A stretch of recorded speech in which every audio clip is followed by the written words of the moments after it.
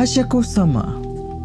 Nama lain untuk Hachiko Sama ni adalah Hachisako Sama, dan aku rasa ramai dah tahu pasal dia ni. Dia ni diadaptasi oleh Capcom dalam game Resident Evil 8 ataupun Resident Evil Village yang diberi nama Lady Dimitrescu. Yokai ni dikatakan muncul pada tahun 1998 dan kisah dia ni lebih kurang je macam yokai-yokai perempuan yang aku cerita sebelum ni, macam Kuchisake Onna, macam TK-TK, means dia mati dalam keadaan berdendam. Hachiko Sama ni dia start viral dekat satu forum ni pada tahun 2008. So dekat forum tu ada seorang ni dia menceritakan pengalaman dia berjumpa dengan Hachiko Sama ni waktu di balik kampung. So Hachiko Sama tu sendiri membawa maksud si 8 kaki. Bukan dia ada 8 kaki.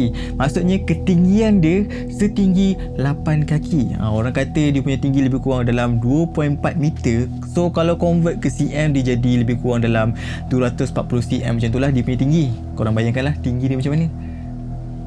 Hachiko Sama ni dikatakan penampilan dia pada aku memang basic lah kan. Dia berpakaian serba putih dan ada satu topi yang lebar. Dan dikatakan kalau jumpa dengan dia ni, kita akan dengar satu suara perempuan yang tengah ketawa dan ada bunyi macam po po po. P-O P-O P-O.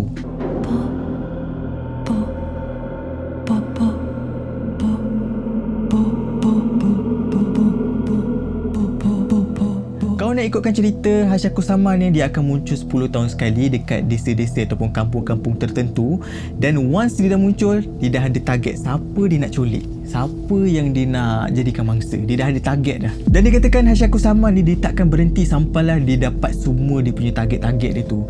Dan dia punya target-target ni, dia akan target kanak-kanak dalam lingkungan 8 hingga 17 tahun macam tu. So modus operandi Hachiko Sama ni, modus operandi Hachiko Sama nak culik budak-budak ni, dia akan tukar suara dia menjadi suara salah seorang family member yang budak ni rapat lah.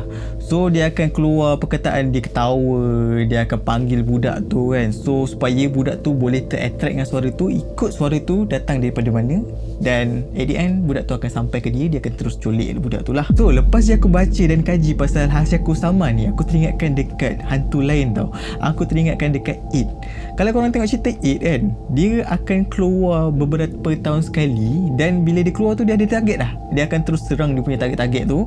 Macam mana dia nak serang? Dia akan macam tadi lah, menyamar jadi family member ataupun kawan-kawan yang dia orang rapat kan, untuk attract dia orang. Lepas tu pada aku banyak persamaan It dengan Hachiko Sama ni. Aku pun tak tahu kenapa bila aku baca kisah dia, aku teringatkan It.